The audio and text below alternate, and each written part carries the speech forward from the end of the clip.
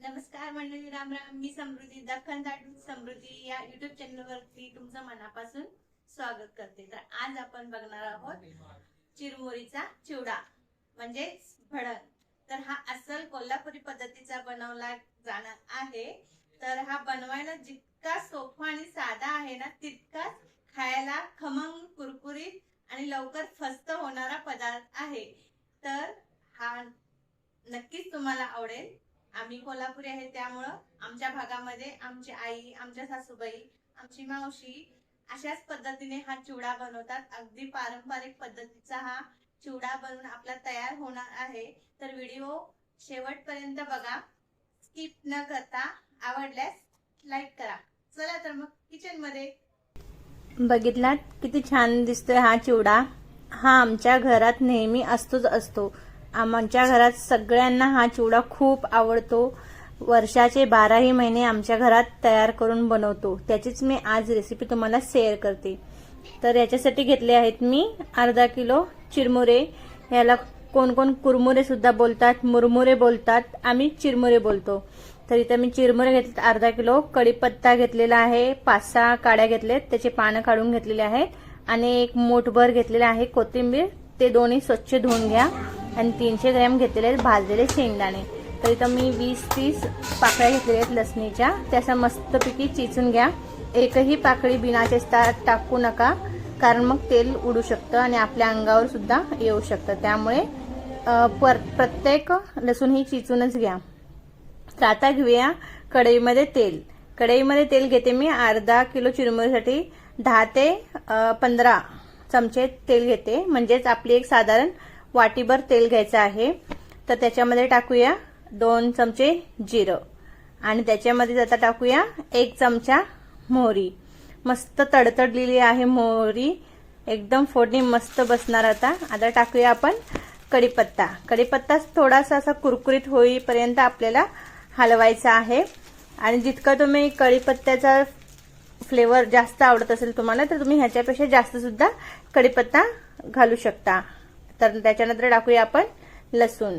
लसूण सुद्धा आपल्याला काय करायचं, लालसर रंगासारखी परतायची आहे. अजिबात ओली ठेवायची नाही. लसणीचा सुद्धा फ्लेवर खूप छान येतो चिवड्यामध्ये.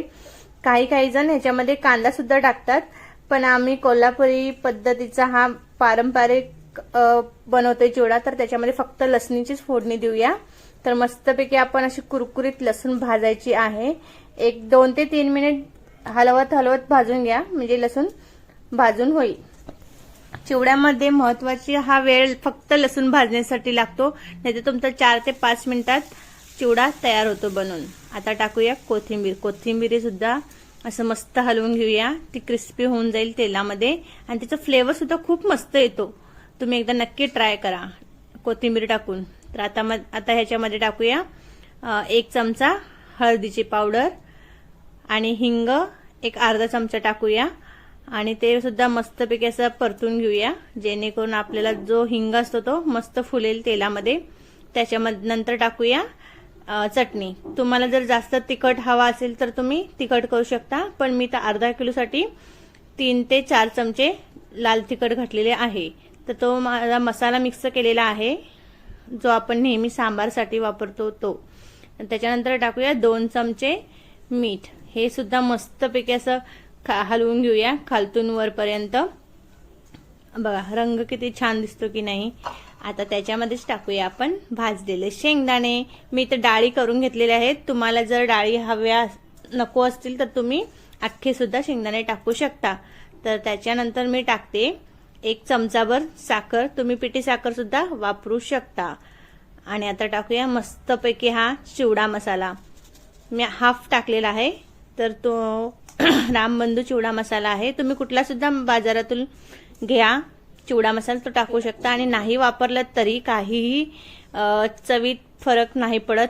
तसा पण तो खूप क्लासी फ्लेवरचा चिवडा बनून तयार होतो.